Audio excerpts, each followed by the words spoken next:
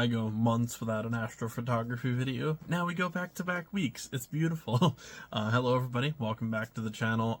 Obviously, judging by that terrible joke probably, this is another astrophotography video. Finally, clear skies, got some time. I stayed up until 5 in the morning-ish last night, woke up at about 9 today. And I tried to do as many targets as I could and kind of bounced around once they fell into the trees or dropped too low for my system. All of my astrophotography at this point is done with a ZWO Seestar S50. If you guys are interested in trying to start astrophotography, again, I'm very much a newbie beginner to this. This is what, video 4 or so, and trust me, it's some incredible results. I'm in a tougher spot where I'm in an apartment building, and I do it. Like, I literally put it on my car in the parking lot and try and do it that way. Depends. Like, some of the items are really, really tough, and I just cannot get to them from here, let alone light pollution and everything else. But one of the best beginner objects for people are star clusters. So today, the target is M11, aka the Wild Duck Cluster.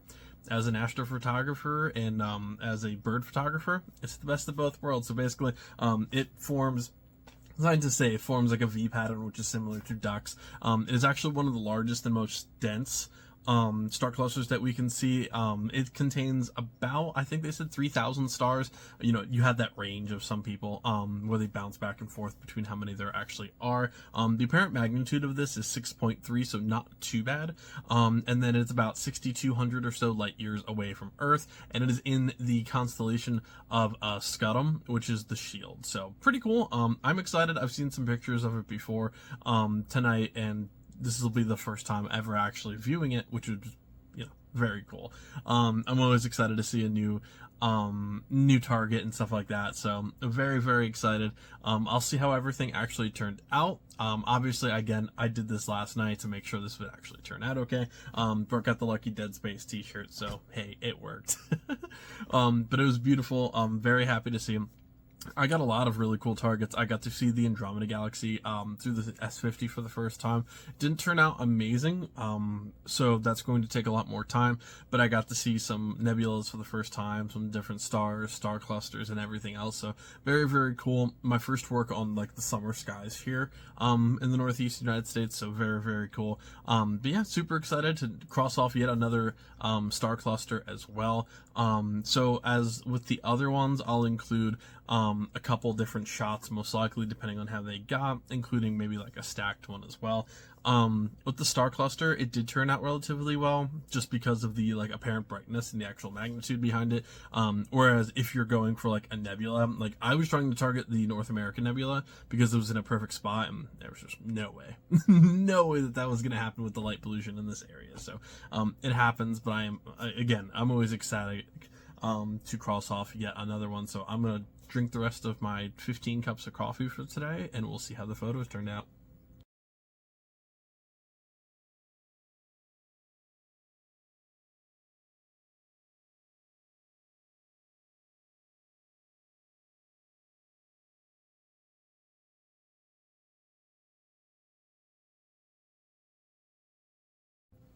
Alright, so photo-wise, it turned out decent. Not as good as like the Hercules star cluster, so what, M13 and a couple of the others. They definitely turned out better than this one did. Now, they had a lot more exposure time, and I had a lot more photos stacked on top of that. For this one, there was a decent amount where it was out of focus, and I did end up going back into it about halfway through the session and like re-auto-focusing. And it did okay. It got a little blurry, so I've had to really do a lot of work with like the actual contrast with it. So I really had to darken it down to try and like rip the stars out. Of course, when you see the like really detailed picture where it's like all the star names, it is really overwhelming, especially in a screenshot where you can't change that. That is known as astroplating. So basically, it's like giving you credit for what you saw. So essentially, if I have like the Whirlpool Galaxy here, there's a nebula really small in the background, there's like a galaxy up here, galaxy down here, whatever else, like a named star, it'll actually like scan it and plate it essentially and say, hey, you saw this, this, this, this, and this. Sometimes you can see really cool, like, I know last year I saw a galaxy that was 500 million light years away, and it was a little itty bitty dot, but I'm like, that's the coolest thing I've ever seen. So, stuff like that is definitely really, really cool.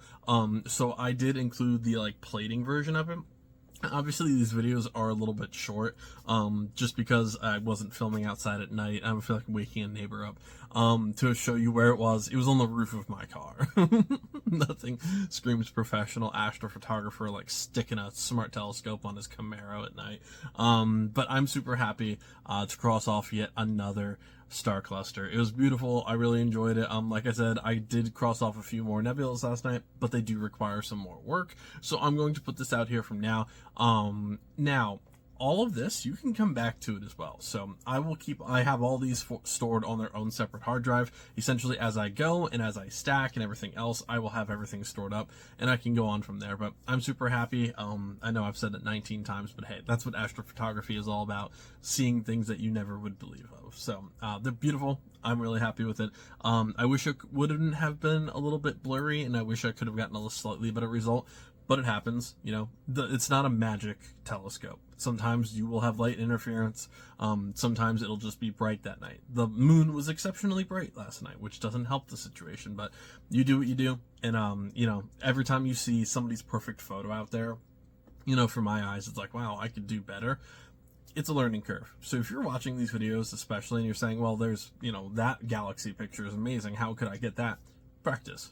It's a lot of practice, a lot of patience, and it's a lot of learning, and it's really exciting, so trust me. I was looking at PixInsight for like the PC recommendations. Good God, I'm gonna melt this thing. But that's gonna do it for this episode, guys. Thank you all so much for joining me. I'm glad to be back with the astrophotography videos. I will try and be a little bit more, I want to be better with my schedule, but the weather really helps. And this week I'm working mornings, which means probably no astrophotography. And ignore the box of nails back there. I'm working on a Lego display. But yeah, I'm gonna try and be a little bit better at this. But if you are interested in astrophotography, definitely check out the Seestars. There's an S30 and an S50. I recommend the S50. I'll have a link to the actual video where I'm talking about the system that's itself. I've done a few targets so far, but I'm still very new to the system. But this is kind of the experience you're going to have when you're first learning it. Don't get frustrated. Don't be mad if you can't get a certain target. Find targets that are beginner friendly, a thing that I have to tell myself every darn day when I go out there and say, I want to look at that galaxy that's, you know, a billion light years away, rather than the one that's sitting in front of me and will teach me a lot more. So take it in steps. It's an expensive and very demanding hobby, but make sure you enjoy it at the exact same time. So follow me on Instagram if you guys are interested. I also have my account on Astrobin down below as well if you guys want to see like the actual plating and more detailed pictures of all of my astrophotography projects, not just the ones I post here, but the ones that are still in progress or I'm just not happy enough with to do a video on. And I'll see you next time. Blue skies, everybody.